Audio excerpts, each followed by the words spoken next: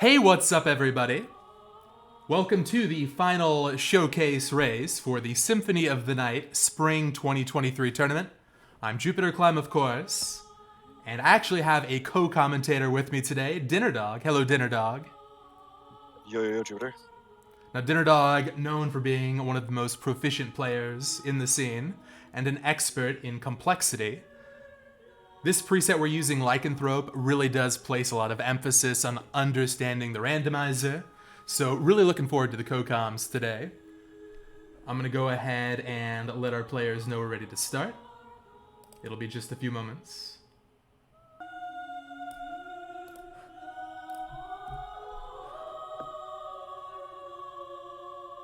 And Mateus getting the jump. Let me go ahead and switch to his audio.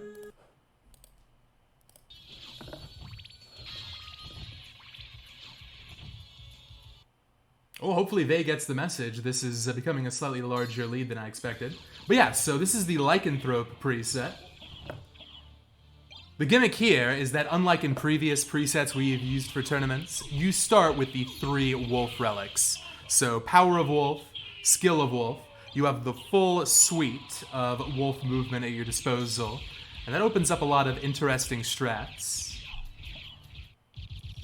Giovanni with a very clean Dracula kill.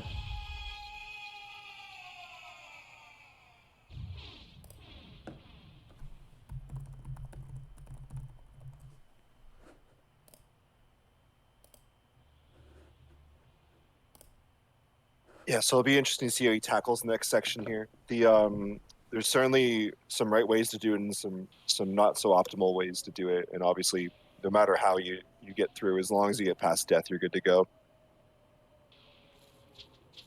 So Vey finally off. So about a 1 minute lead here for Giovanni. Given the nature of the Soten randomizer, that is not by any means an insurmountable lead. A lot can happen here. Okay, so coming up we got a very important early trick, the death skip using Wolf. This is intended. You start out with some int boosting gear, and if you can get this trick just right, you can skip past the cutscene and keep it all for later. Nicely done for Giovanni. Yeah, it just barely gets through there. Typically, it's optimal to save the. So he did a wolf charge before the middle boulder room, and unfortunately, if you do it there, you won't have enough MP to do the rest of the section with another wolf charge. So by doing it in the first section, you have less speed going through the death room, and it is pretty free if you do the buffering properly. But it does add a bit of problem, or it becomes problematic if you accidentally hit the button early. You get less of a window of opportunity. Alright, so early on, we're looking for some kind of a progression relic. Typically, you'll find something like Double Jump, Gravity Boots, or Jewel of Open. And we're going to find our next one shortly after Slogger Gaibon at the Spirit Orb location. Alright, so Vey is now into the castle, going to go for Death Skip as well. Meanwhile, Giovanni finding some money. Money doesn't matter as much anymore now, Dinner Dog. Maybe you could talk about why that is. Yeah, so typically there's a relic in the shop that costs 500 gold to acquire, and it can be absolutely required. And if you historically, if you had no money and you got there, that you just had to grind for money. And so Mouse recently added to tournament mode that the shop relic costs 0, so you're never gated by pure money. And it also added another cool thing where the clock statue is constantly open, so you don't need to worry about cycles anymore. Yeah, it's really interesting. By the way, Vey gets a nice death skip as well, so both runners have the Shaman Shield, the Mystic Pendant, etc. to use. But yeah, Wild Mouse, the developer of the randomizer, has expressed that he's a bit of a purist when it comes to this game, doesn't like making mechanical changes. But even those two things, the lack of a clock cycle to deal with and the free relic at the shop, even he agreed it was good for competition. So going forward, we're going to have this as an option for any preset, which is really nice. We have seen in the past races decided by a good versus a bad money farm in the library. Okay, so coming up, we're going to have our first relic here, and there are a couple of options no matter what this is. Our runners can either go up into Colosseum, or go around into library. And that is Gravity Boots. So Dinner Dog, what would you do in this situation with Gravity Boots first? Yeah, so Gravity Boots first. The typical best play right now is to go to Coliseum and not forget the actual Gravity Boot check, because it can be tempting to just go by it and forget about it. But so the best route of the castle is typically to do a clockwise route, which is to go into the Coliseum, up to All Rocks, and then around the chapel to the keep. It was particularly powerful back when the route did cost money, because it gave you more time to be able to acquire the $500. The scary part is you got to be able to fight All Rocks. But the good news with Lycanthrope, having the Shaman Shield in that fight along with the Shield Rod is a huge deciding factor. So you can use that to get an extra 20 int, which is going to give you 16 additional points of damage per tick on a Tetra Spirit, and it's particularly useful on All Rocks, especially the second form. So you can fairly confidently go in. You have the Brilliant Mail, so as long as you have a little bit of healing, you should be fine. Yeah, for those who don't know, Symphony of the Night has a Super Metroid mechanic where Alucard starts with a lot of hidden moves that you're supposed to purchase to figure out how they work, but if you know the inputs, you can do them from the start of the game. So a lot of different spells like Summon Spirit, Tetra Spirit, Soul Steal, probably the most famous. And in the randomizer, these spells, especially early, are incredibly useful. So the fact that Lycanthrope gives you gear that boosts their damage is quite useful. Wanted to point out that Giovanni actually found a Mana Prism at the top of the clock room. If this is a duplicator seed, that could be very significant. He also found a Heart Refresh, which could be very impacting for this. So the Heart Refresh, like a lot of other potion items, will give you iframes. The difference with the Heart Refresh is that Alucard's time stops, but the time needed to use another potion continues to go forward. So with a duplicator, a Heart Refresh, and any other iframe enabling item, you can essentially become invulnerable, and that lets you get through the spike room for the spike breaker check in Silver Ring. So Dinner Dog, what is complexity? Is that too broad of a question I'm asking here? No. Complexity is a good question. So the easiest way to put it is, like, think about all the relics or all the relic locations you can go to at the beginning of the game without any other relic. So, we just saw them do Spirit Orb, Cubozoe, the Outer Wall, and the library checks, right? So all of those relics are considered level 1 of complexity. And what the game wants to do in this preset specifically is to build 8 layers of complexity. So everything you get on that level is considered a level 1 relic. It doesn't matter if you get all 5 relics that give you progression, they're all level 1. And then the game assumes you will take all of those relics and grab everything that they enabled. So like in this case, they got Gravity Boots. Now, Matthias is doing some things out of logic here, but Gravity Boots is going to enable the lab checks, the fairy card, and the Colosseum as in logic. So everything he gets in those checks is considered level 2. And then this keeps going on and on and on. So the thing I see most often when people are talking about complexity is they think that like 1 progression relic equals 1 level of complexity. And to be quite honest, I used to think that way too. But the game's not designed that way. You think about it more in like layers. So the game assumes you do get everything in the first layer, and then you get everything in the second layer, etc. Now, of course, the racers are going to, exploit any movement they can and try to avoid that reality. But yeah, that's how it works there. Makes a lot of sense. Thank you for the explanation. Now, this is interesting. We've got our first divergence here. Vey opting, perhaps because of the slow start, to do a less traditional route and go right to the library after Colosseum. Or maybe just doing Gravity Boots. Looks like he missed. Sorry, yeah, library first can be a good play. And especially as we see what's going on with Matthias right now. This is a bit of a mistake here. So he has a number of things that could have made this fight better. First of all, he could have used the shield rod and saved his MP for the second fight, although it looks like he got through it now. The other interesting thing he got was actually Monster Vial 1, which is particularly effective against Doppelganger, or not Doppelganger, the Allrocks. It's a very weird item in so much that the damage it deals is just your strength damage. It doesn't, every point of additional attack it says it does in the description is a lie. And when you throw the skeleton or the merman into an enemy, it will do damage practically as fast as the Alucard shield as a reflection of your strength.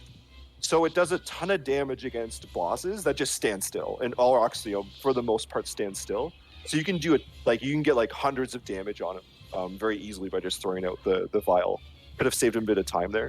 It seemed like he probably lost the most time on the first phase, where he had to burn a lot of his MP and then didn't have it for the second phase. That's honestly one of my absolute favorite parts of the Soden Randomizer, the sheer variety. So in a speedrun or in a casual setting, the game just showers you with top tiers. Okay, double jump for Giovanni, interesting. That tells us what? That double jump is not flight, since Allrocks is flight locked.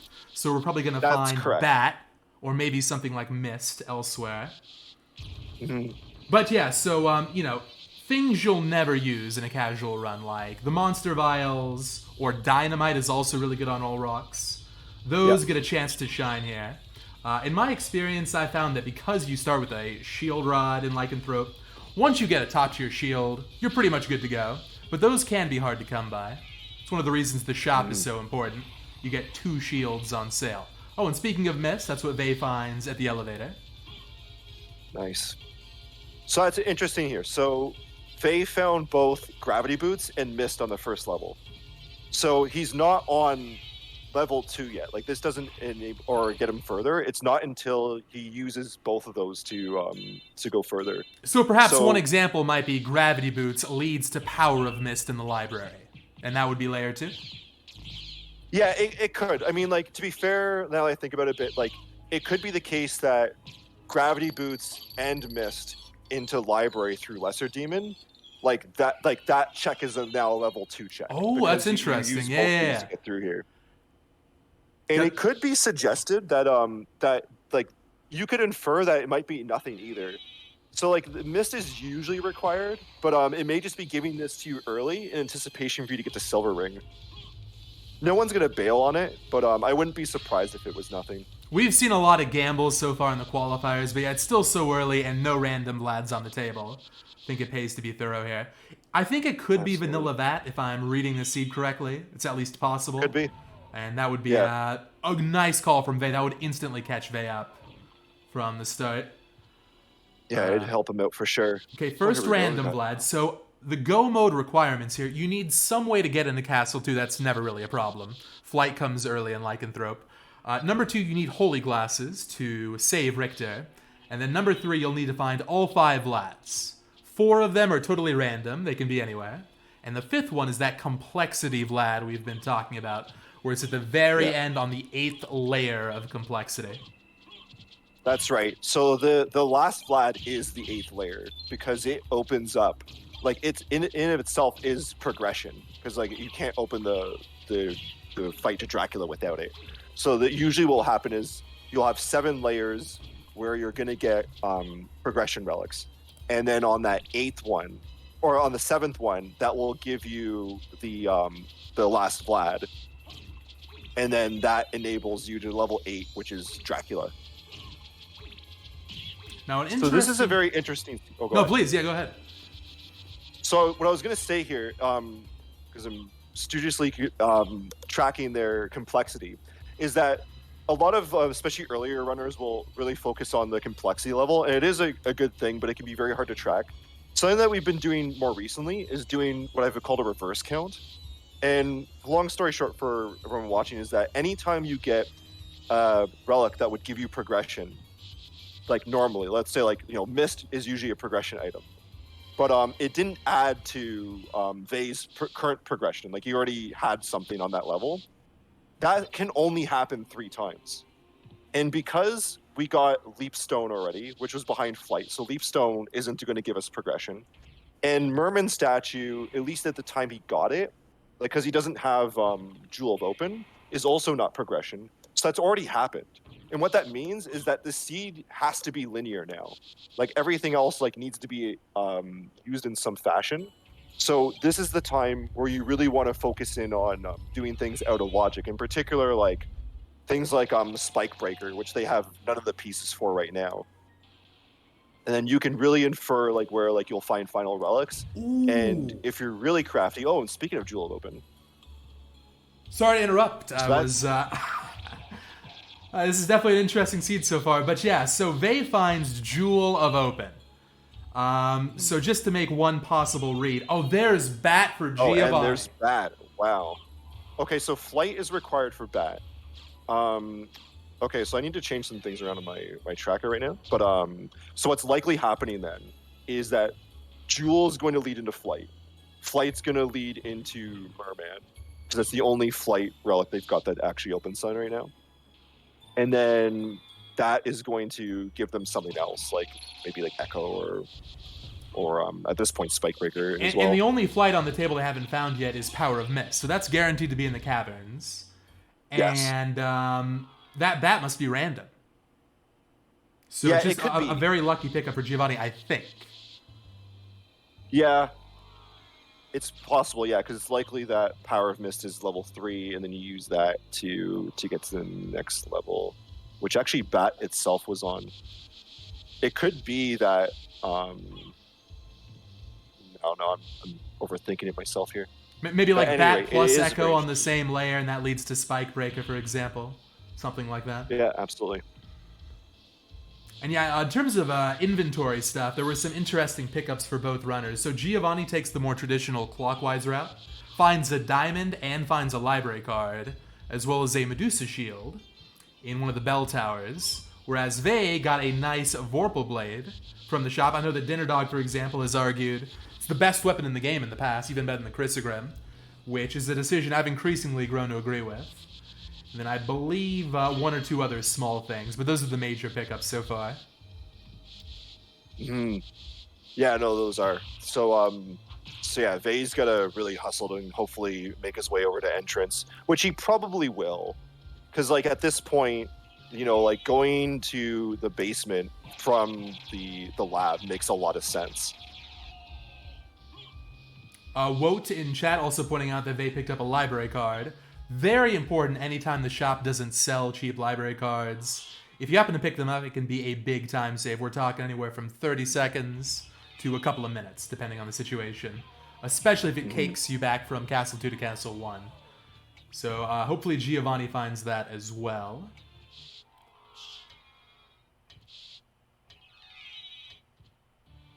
The other cool thing that Giovanni's got is he's got Gold Ring. So the one thing about trying to, like, you know, get ahead of the game and skip a couple things is you're always worried about the random ring. So one of the two rings is going to be the intended progression enabler. But oh yeah, Giovanni having to go to the library here because he doesn't have Jewel. That makes sense. But one of those rings will be on a lower level of complexity, and we just happen to call it the rando ring. And it can really leave you vulnerable if you skip things, and then you run into a ring in a higher complexity level, and then realize, oh wait, I've left the other one behind somewhere, and now you got to frantically look to try to find it. It's very unsettling sometimes. One of the most difficult parts of the situation that's... oh, that's a duplicator in the attic. Wow, so that Mana Prism, this is suddenly a duplicator Mana Prism seed. And that also gives our players some more combat options. If they happen to find or have a Buffalo Star, or something like a Cross Shuriken, maybe a Javelin, they can just spam that instead, and forego weapons entirely. The downside with Duplicator is that it totally tanks your defenses. So deaths are a lot more common with the Duplicator equipped, even though it's really quick. And yeah, we see Vey here doing some Javelin shield dashes. Very nice. Yeah. Javelin's not ideal just because you can only have two on the screen at once, and they don't leave very quickly, so you don't get a really efficient dash out of it. But overall, it's a really good weapon. It does a lot of damage to enemies who have multiple hitboxes or just like wide in general because it pierces. Yeah, the Pierce effect is really cool. It's one of the reasons a lot of runners will use that on the final boss. For Dracula on the Yeah. throne, it's especially effective. So Vey does get the library card from top floor. That's now infinite library cards. And now might be a good chance to use one, actually. You kind of grab this relic, library card, head right down to the center. And Yeah, it may work out for him, but if he does it, he's gonna miss bat. That's the only problem. True. He might surface later, but that's a bit of a tough route. I mean, I know some people do it, but usually you want to try to do entrance into the lab rather than the basement to the entrance. So, considering the new updates to the randomizer routing with the bridge break tech, which we can talk about when we get to caverns, what are your thoughts on how to do Power Wolf check? Do you like to route that in with Merman statue, or do you prefer to do it on its own, then go up to the lab? In Lycanthrope, I want to do it in the lab just because it's so fast in Lycanthrope in particular to get over there, and you maintain your speed the whole time. When you got to do it from the bottom, you're kind of coming up halfway through. You got to go through a number of load zones. You got to open the shortcut. You don't really get the full advantage of just like pressing the gas with the wolf.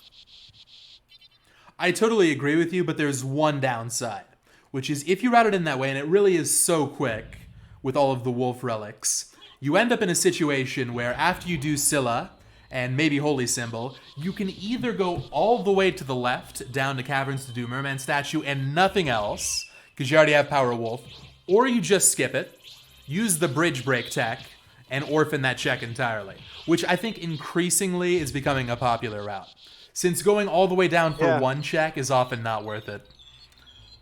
Yeah, like, so context definitely matters, right? Like, you may want to consider doing both if like you are in that situation. Nice, Vey getting sold back here. Good routing here, yeah. He's going to start making up some time. The awkward thing for Giovanni here is that typically a lot of us don't go up to the attic where he found Duplicator, especially like when your game state's very good. And so like for Giovanni, he's got the ability to kill Dracula now, right, with Medusa Shield. And as much as it's like a potential 8 items up there, it takes about 20-25 seconds to go through it all. So he may just say, you know what, I don't need anything else, and forget about it, and then potentially be down the infinite mana prisms. Mm-hmm. That's an important point, because that 1 minute lead we talked about at the very start because of the race bot issue, if Vey has got infinite mana prisms to work with for the rest of Castle 1 and all of Castle 2, that lead's going to evaporate very, very quickly. Okay, so yeah, there's some good stuff in the shop here. I didn't notice the shields before because Giovanni's got more cash to work with. A dark shield and especially an iron shield, which is the go-to weapon for glitchless speedruns. So one of the premier weapons in the whole game. Definitely enough to win with. I think that probably makes it less likely that Giovanni checks the attic now, which is unfortunate. Yeah. Mm-hmm. Yeah, having both of those shields are really good. Like, you want Iron Shield for a number of the bosses, because although Medusa Shield does shred a lot of them, it's very bad in some cases. Like it's terrible against Trio, because of the tracking so poor against 3 targets. It's arguably bad against Bees, unless you go like right to the top and just stay there. So yeah, having both shields feels really comfy. Yeah, in general, it's really hard for me to pick between them. They're both S tiers, not quite as good as Alucard's Shield, but they can tear through pretty much any boss. And yeah, in certain situations, one has a clear advantage over the other. So both nice to have. You can swap as needed. Looks like Giovanni wins the race to Caverns, but as mentioned, Vey has a resource lead.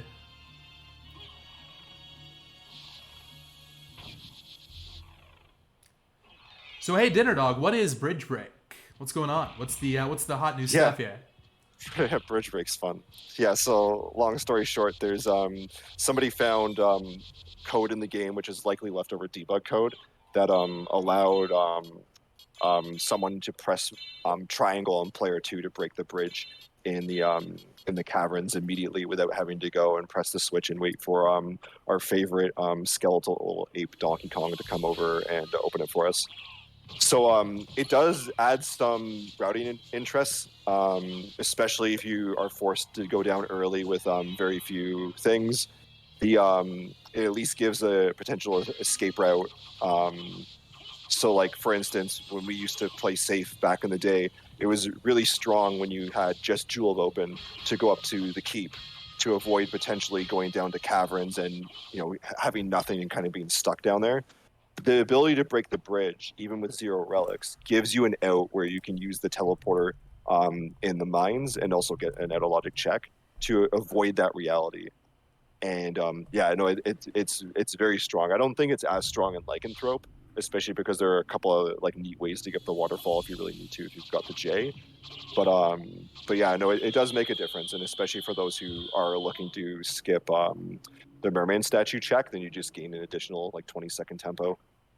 I remember when we were first considering whether or not to put this thing in, Dragon Blitz had a quote that stuck with me because initially I was opposed, and I think I've come to believe it's actually better. It creates some more interesting dynamics for routing.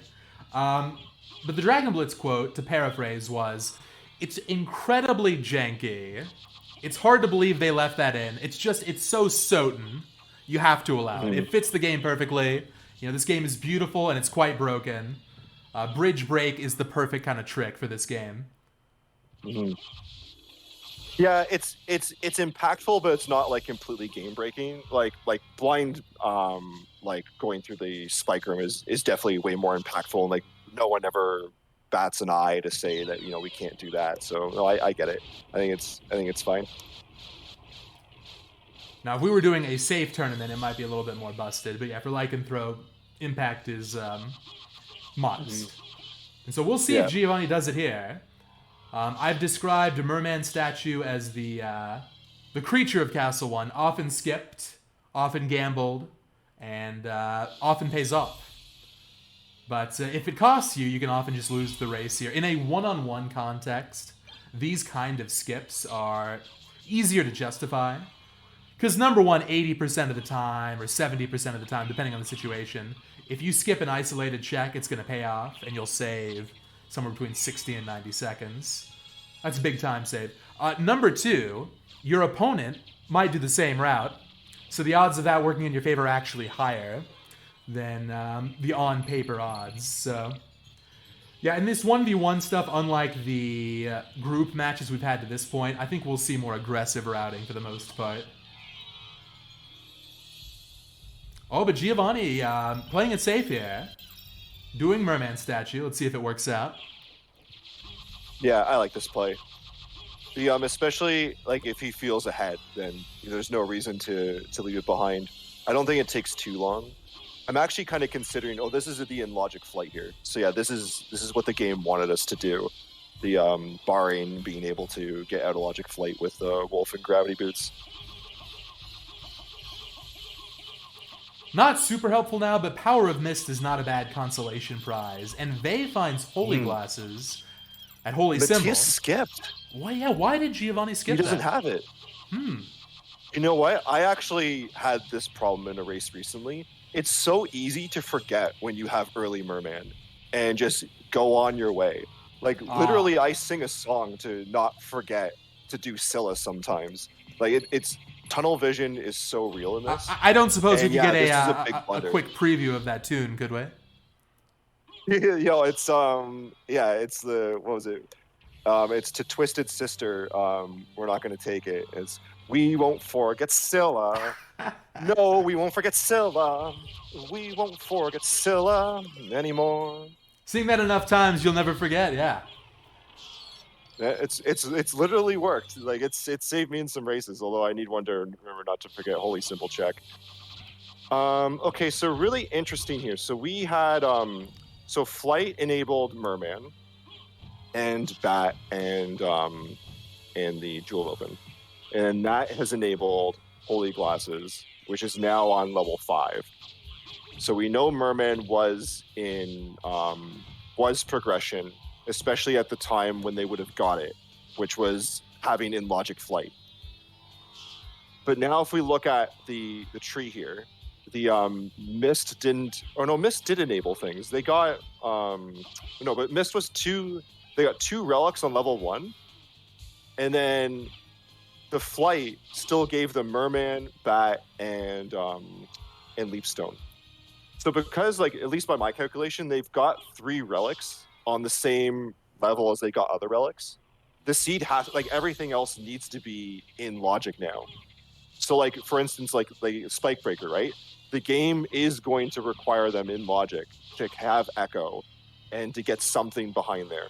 Whether or not they need to do it or not is one thing, because they can certainly do some other things potentially out of logic. But it's going to be like their ability to be able to do the Spike Room without Echo is likely to pay dividends, because Echo is likely in the second castle with a intended return trip. Please tell me if I'm wrong here, but considering that we have Holy Glasses on the board now, I believe Final Blad has to be either Silver Ring, Spike Breaker, or Holy Glasses. Those are the 3 left? Yeah, that's pretty much it. Because it looks like Giovanni is going back now for Holy Glasses. That's good. You don't want to go all the way down to the Catacombs without that. That would have been an even worse backtrack. But I think they might actually have a small lead here, all things considered. Yeah, he definitely does. And he's got the unlimited mana prisms, which are very helpful in the Catacombs. Right, so good point in chat here. Silver Ring's in logic, so that's my mistake. We're down to either Holy Glasses or Spike Breaker. So if you make a beeline for Spike Breaker, there's a Vlad there. Yeah, now you're just looking at random Vlads at that point. Yeah. Which, to be fair, Silver Ring might have. But yeah, that's correct. It's already in logic. It's a common thing to, like, forget about because it's usually so late. I know MT Fun is usually really good about seeing that Silver Ring is in logic early and then making a beeline for it. He's often really correct as a result.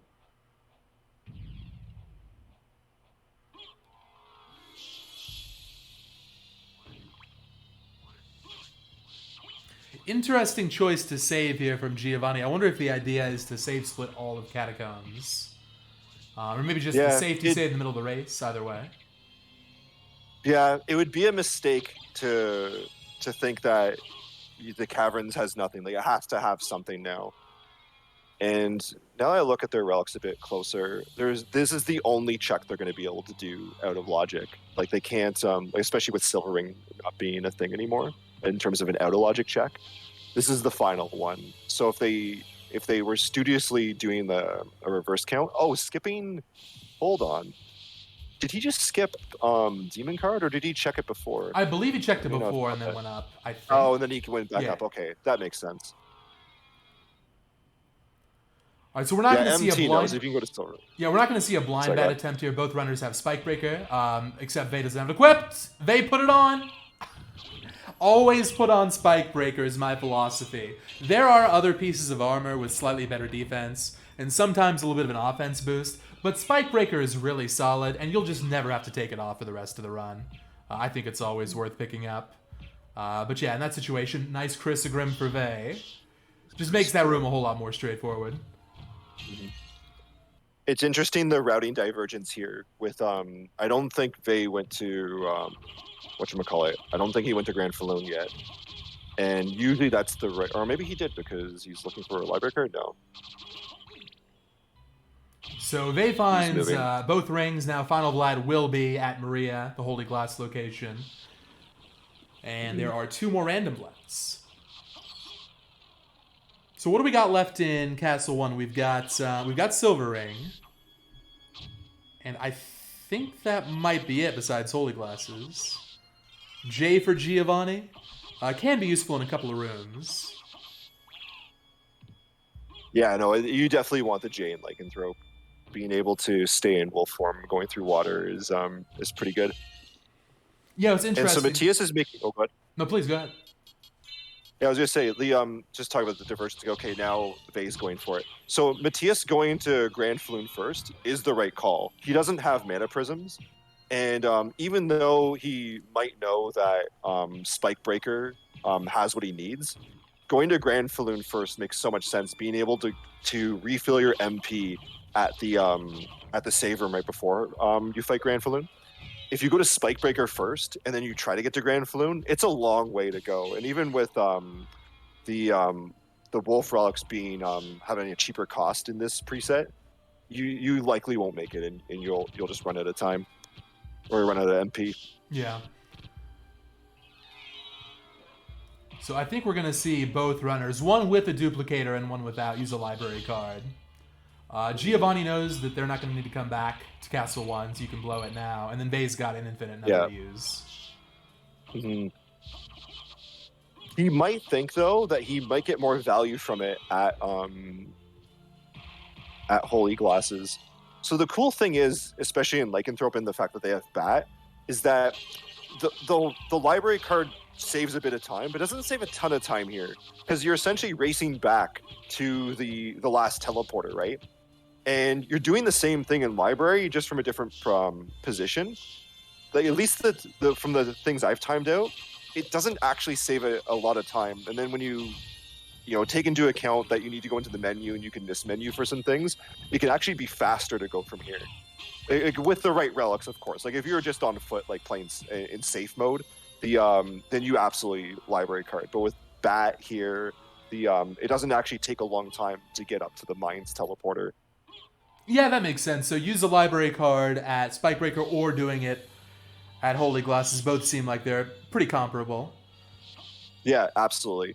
Now, I know for a fact that back before the clock room was permanently open, it was actually just straight up better in this situation to save it for Holy Glasses, because you do not want to lose a full minute. But now it gets more of a 50-50. Mm-hmm.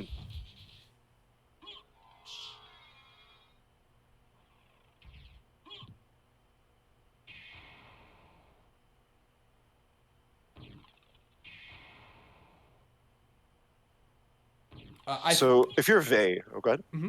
Yeah, so if you're Vei. Yeah, if you're Vei, like, you're probably feeling pretty good.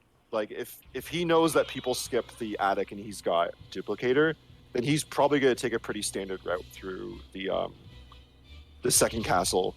Matthias, on the other hand, he knows he blundered for Merman and it cost him a bunch of time. He won't know about the duplicator thing, but it might be enough for him to want to try something different. Although Vei here doing some stuff out of order, yeah. He looks like he was going to try to do Silver Ring first. And now he's had some second thoughts, which is good. He could have went from the outer wall, which would have been a bit faster. So it gave Matthias a bit of an opportunity to catch up here. Oh, Vei is doing Silver Ring. Oh, did he not fight Aurochs? He may not have. Oh, that's right. He skipped this early on. He went to library first, so he's got to do all of these checks. So Giovanni will be the first one into Castle 2, for sure. Mm-hmm. It's a question of if Vei is able to catch up with good execution and infinite mana prisms. I think the only real divergence left at this point in Castle 1 is you can either commit to Silver Ring, you can save split it, or you can orphan it. Vei will definitely do it since it's right on the way here. For Giovanni, it's more of an open question. Mm-hmm. Especially because he must feel a little bit behind. And you got the final Vlad. You know, there's like 10 checks in the second castle. Mm-hmm. Yeah, and library cards immediately. Yeah, so there's no way I'd be very surprised if he went to Silvering, because like right now he could get there fairly easily through the Colosseum, unless he's like really dedicated to doing a safe split from Keep, but that doesn't feel very fast. I think he's going to second castle. There is one small advantage to saving all rocks for late like Vei did. At this point, you're more likely to be truly decked out, and with infinite Buffalo Stars, that was like probably a good 30 seconds faster than Mateus' fight, which is also a very good fight, but just a difference in equipment. Especially if you're going to full clear. Like, this makes a lot of sense. Like, before I was questioning where he was going, but knowing that he hadn't done Aurochs yet, this is a very comfy route to take. So I think we're going to see Giovanni's decision on Silver Ring seconds before we see Silver Ring on Vei's side, which is going to be interesting, because if it's nothing and Giovanni skips, that'll be, a good 40, 45 seconds of time save. If it's a Vlad, Vei wins. So that's a committal gamble, despite, you're right, it being very slow. And I think it being very easy to justify in a 1v1. It's an all-in play. And yeah, Giovanni's gone. Giovanni's off to Castle 2, as you predicted. Yeah.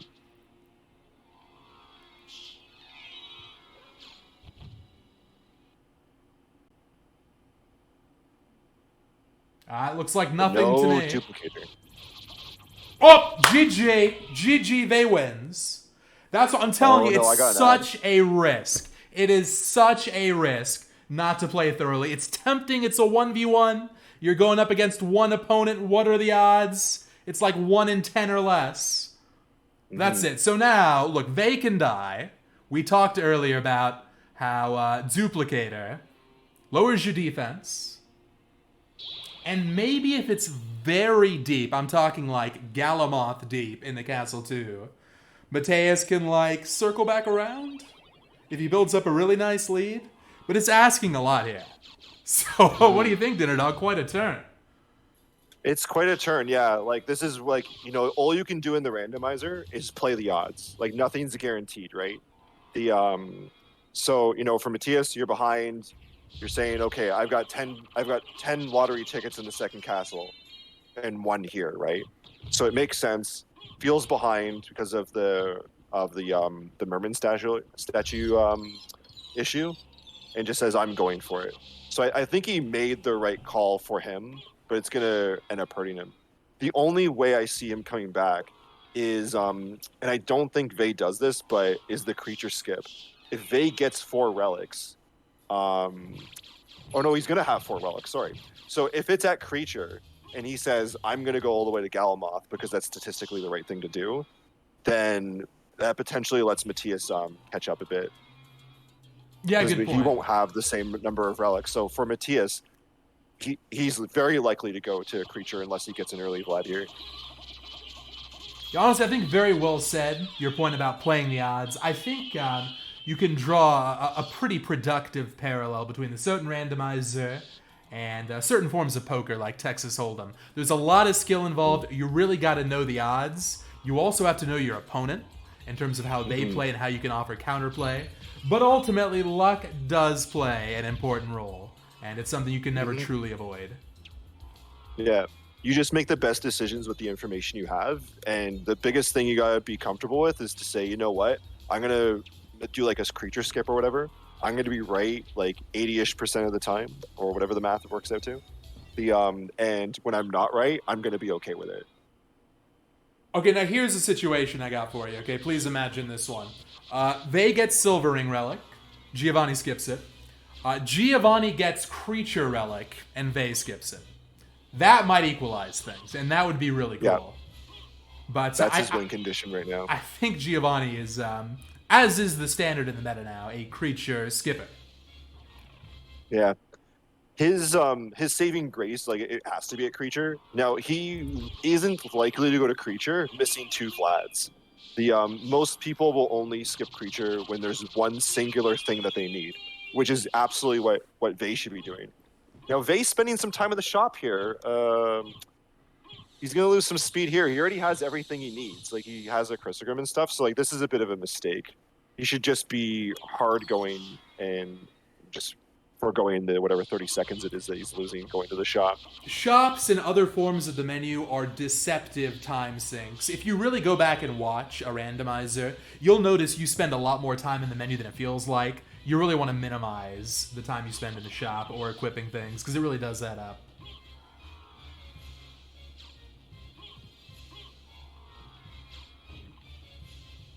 Let me just mention really quickly, this is a really technical game. And I think the movement from both runners has been really nice, especially considering in Lycanthrope you have so many different transformations to work with. Both of these runners are primed to make it into the bracket, which is the top 12 seeds, 8 in winners and 4 in losers. And I think that's shown here, both playing this very well.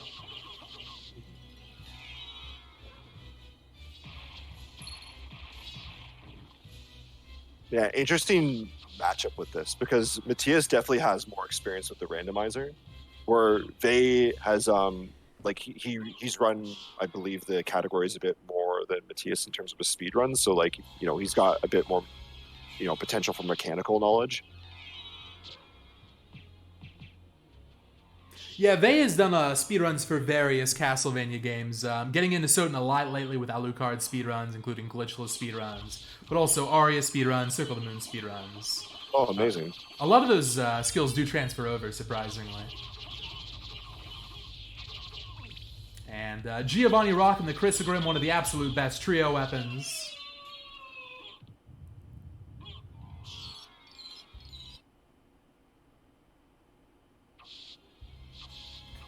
Looking like a deep final, Vlad, here. Still nothing. Yeah. This is good for Matthias, but he's skipping the mana refill here. This is a mistake. He's not going to have enough to get to bees here unless he pops a mana prism, which it looks like he's going to.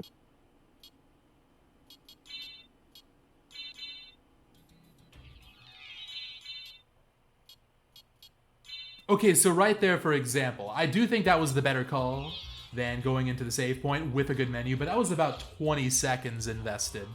Because some might not know this, the menus in this game, they look unfinished because they are unfinished. These are debug menus. There was a plan to give them a bit more visual appeal, make them easier to navigate, but they never got around to it. And so you can work with them quite quickly, but it's awkward. And in the heat of the moment in a randomizer, it's easy to get items lost or shuffled around in the wrong places. For example, if you want to sort, you have to press square, select your item, move it to a different spot, press square again. It's a little bit cumbersome.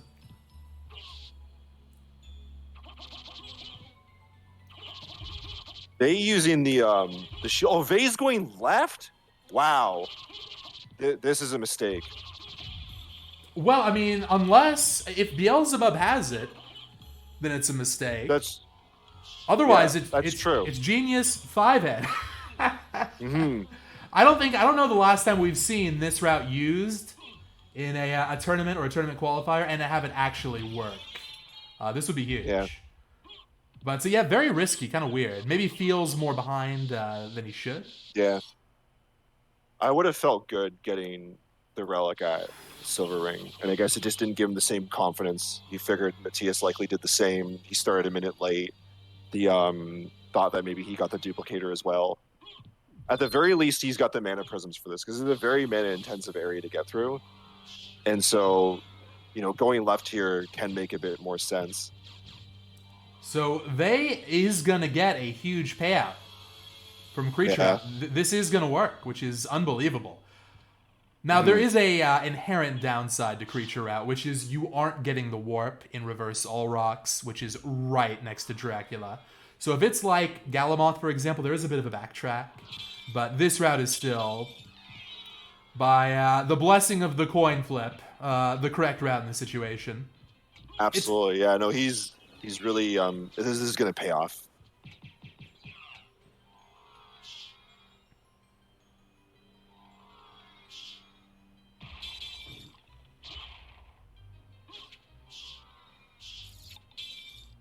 We're seeing some glitchless strats here from Vay. You get a lot of iframes on that Iron Shield spell. And what you can do is kind of, because it moves along with the camera, any kind of Shield Rod spell, you can move backwards and keep it active over the boss for longer, which is a cool mechanic. So, I mean, Creature technically had something in the complexity chain, but yes, practically useless.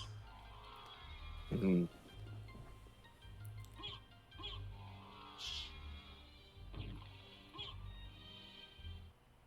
And did you happen to see if Giovanni save split this or just committed with a mana prism? I think he just committed. Yeah, back in the day, doing a save split from the Reverse Caverns made a lot of sense. It's called the Manly Split, named after the person who I believe founded it. But in modern days, especially now that we have guarded checks, it usually doesn't make a lot of sense. And with the mana prism, it's you don't want to do it. So in terms of checks remaining, we've got 4 on the board: Doppelganger, Force of Echo, Death, and Galamoth. There's a small but interesting 50-50 coming up. Force of Echo and Doppelganger are roughly the same speed. I think in Lycanthrope, Force is better, but it's also the tougher route. And Vay doesn't have a J. So I'm curious which one he'll pick. What do you think, Dinner Dog? What do you like to do in this situation? Yeah, every time I'm doing Force of Echo first. And the big reason why is just mana management. So when you go to do Force of Echo, if you refill mana at the top of this drop here, you're going to be full. and you practically need all of it to get there and back. And with the right bat movement, it can be way faster to go there and back. And even if you get nothing, to like not have to use a save split. And then while you do need some mana after you fight Doppelganger, you'll also be recharging your mana at the same time. Especially because in Lycanthrope, you got the Mystic Pendant, so you're recharging a lot. So there's almost no downside. Whereas when you fight Doppelganger first, you're not going to get that recharge bonus because you're already going to be like you already have full mana. So then you're going to use some of your mana coming out of Doppelganger. And then if you go immediately into Force, you have less gas in the tank to make the trip there and back, or you have to go down back to the save room and refill. And both of them are marginally slower than just doing Force of Echo first. Yeah, I have to agree. I think just having the full wolf gear means that any kind of a save split idea is not really worth it. You can just fill up on MP, do Force of Echo first, and getting back and forth is not a huge deal. In Safe or other presets where you don't have Bat or Wolf at this point, different situations. Sometimes a save split's a really good idea, but yeah, for Lycanthrope, I think they're both taking the right route here. Oh, and I like this. This is a cool strat. Doppelganger is a very tough boss, except there's some cheese. Actually, there's several kinds. You can petrify Doppelganger, and then once petrified, any attack will just do a massive amount of damage. So, yeah, very nicely done. That's why the Stone Sword is pretty valuable.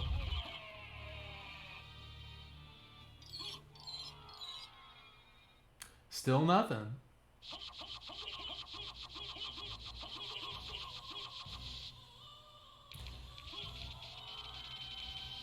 Now, I don't think there's a world where they bails. Like, let's say it's at Galamoth. I think if you're going to take creature route, you have to commit all the way. Because you can't assume, this route is so rarely seen nowadays, you can't even assume your opponent's going to maybe have done creature route as well. So I think you got to go Galamoth, which is going to be good for Vey.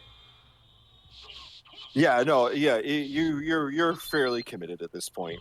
You've got to know that if you just go back, then you're essentially going over territory your opponent did, and they're either on their way to Dracula, or they're behind you, and you rather keep them in your rearview mirror.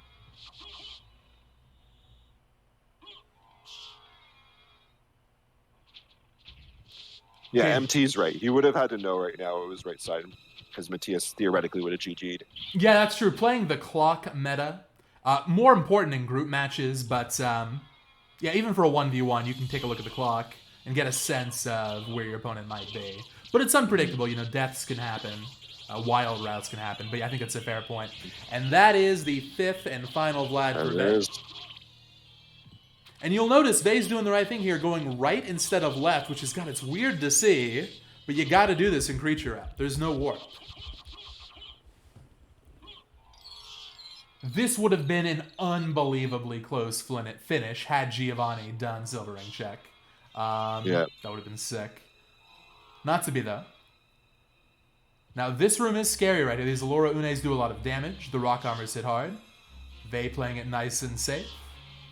Just got to make it down to Dracula. I think the last remaining obstacle, the Nova Skeletons could get close to one-shotting with the Duplicator equipped. Certainly Big Toss range.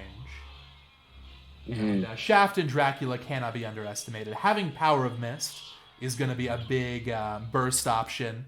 Really makes the fight a lot safer, but still. We've seen a lot of deaths on those final couple of fights. Real quick, thank you very much, Windfox, for the generous gift sub. I do appreciate it. And why don't I quickly go ahead and mention that both Vey and Giovanni stream often on Twitch, and we'll likely see both in the final bracket, so please do give these runners a follow for putting on a great show tonight.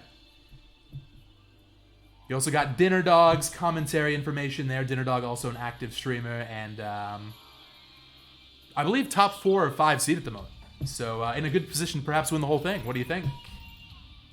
I don't think I'm winning the whole thing. I don't have the mechanical movement. The knowledge of seeds and stuff. Humble really as handy. always.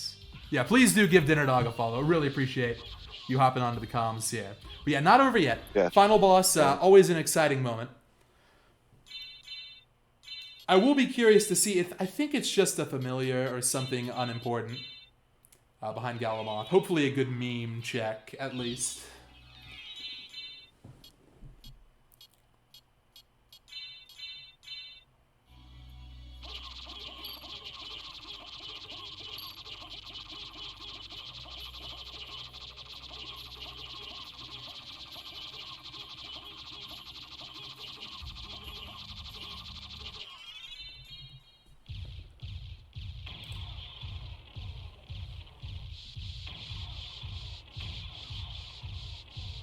Yeah, using Iron Shield over Medusa Shield. Medusa Shield is also really good on the final fights, but Vey has got glitchless experience, and this is a really consistent setup. Yo, Fairy Journal at Galamoth. Good call, Woats. Yeah, that's certainly forgettable. Good meme item. Yeah, MT right here for Vey. Yeah, just use the Chrysogrim. It's so powerful. Oh, does Vey have a Chrysogrim? Oh yeah, he's got all the toys right now. Yeah, you got to use the Chrysogrim. Come on, but oh, hang on, we're switching it up. There we go. Chrysogrim plus Shuriken. That's an interesting combo.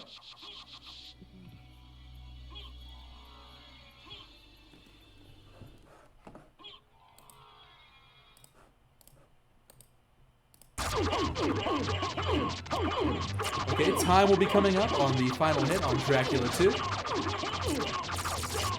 Time. 55-35 for Vey. Excellent race here. We saw some really interesting divergences and a great job by Vey at making up that 1 minute deficit at the very start of the race. You have been doomed ever since. One more quick plug. I think Vey, now that we have voice chat set up, might hop in for some post-game commentary. Stay tuned for that. Let me plug their channels one more time. Yeah, I'm curious to hear Vey's thoughts. And welcome in, Vey. Congrats on the win. Hello. Oh, thank you. So, yeah, really exciting race. Give me one moment here. I'm going to put on some background music. But yeah, you and Giovanni took some very different routes. Please tell me about your thought process. When I entered, at least when I entered Second Castle, I was feeling that I was quite behind. That's why I took that decision. And what made you feel that way? What part? I mean, so there was the race spot issue, just to be clear. The race spot was down, then it was up, and there was some kind of a glitch on the timer thing. So Vey didn't get the message until a minute in. So 1 minute down early. Was there anything else that's made you feel behind? Oh yeah, the fact I checked every nook and cranium first castle. Okay, so speaking of that, the most important moment of the end of the first castle, probably the whole race. Giovanni decided to skip Silver Ring, and you decided to visit it. Why did you decide to check it? And were you at all excited when you found it, thinking that maybe Giovanni had indeed skipped it and gone straight to Castle 2? Oh yeah, that thought of process. For me, I had the possibility to be shared complex Vlad that we had in a lot of races, or have another Echo of Bat, because that was necessary to get Silver Ring. When I got a Vlad and I did go straight to the center of the castle for the last Vlad, I thought myself, oh, maybe it's Echo there, but I remember that I got Silver Ring in Spike Breaker. So, yeah, I can see being excited about finding Ring there. The decision to go Creature. We haven't seen that work out in a qualifier or a bracket match, I believe, in a very long time. I think that might have happened once last year. So, yeah, you went all in and it paid off. Oh yeah. About that, I'm been racing for some time. When the tournament was announced, I began to race with the guys, and a lot of times the same gamble paid off. I lost the count how many times, especially when I raced Superds or Fire. And for me, I thought of the process. Man, I'm quite behind on first castle. There is 40 minutes, and why not go left side once? Of course, that was risky. If it was not on the last checks, if it was not in depth, I will probably load the save and go straight to the other right side checks. Was risky. No, that makes sense. Honestly, a good risk. When it pays off, there is no sweeter feeling. One final question for you, then we'll move on to Giovanni. I noticed you've been doing a lot of glitchless speedruns in the game this year. I noticed you were implementing a lot of glitchless strats here with the Iron Shield, some of the individual movement tech. How much would you say your speedrunning experience has helped you pick up the randomizers so quickly? Yeah, funny because I took randomizer first. After that, I did go for glitchless, but when I implement some glitchless, it helped me. Like for some bosses like Succubus, I did it with the Iron Shield. Fast kill Richter Orb, it's faster to do with the Iron Shield. Even that was because I didn't remember I had Crystal Grain. But yeah, I took some glitchless. Like I taught myself in do bad like glitchless using Iron Shield. I did creature using glitchless strats too. Yeah, it helped a lot, especially with bat movement. Yeah, I think you could definitely tell that it was a big help. I found that it's kind of a two-way thing. Randomizer helps with speedruns, and then speedruns also really help with randomizer. I think, honestly, randomizer play and the glitchless category have the most overlap, especially with stuff like bat movement and Iron Shield combats. So, yeah, really well played, Vey. Big congrats on the win. We've got a couple of days left until final brackets, so best of luck. Hope you can make it into winner's side. All right, so Giovanni, also here. Welcome, Giovanni. Thank you guys for hosting this. Honestly, an insane race. You had a lead for a good chunk of it, and your decision to gamble, me and Dinner Dog were talking about, very reasonable, almost certainly going to pay off, going to save 45 seconds. What was your thought process when you made that skip? Yeah, exactly. I had the counting complexity for the whole seed, and I just made that gamble based on odds. Like, it wasn't in the chain, as far as I could tell, and I just thought, well, there's the entirety of the second castle to find 2 blood relics and only 1 check here, so really low odds of having it. And I didn't even open the reverse keep warp because I thought, well, if it is there, then okay, I'm going all in. And yeah, I felt like I had some bad movement in the first castle, bad execution, so I thought, oh, maybe I need those 45 seconds, so I'm just gonna go all in and gamble it. They're both left. 2 blood relics are in the second castle.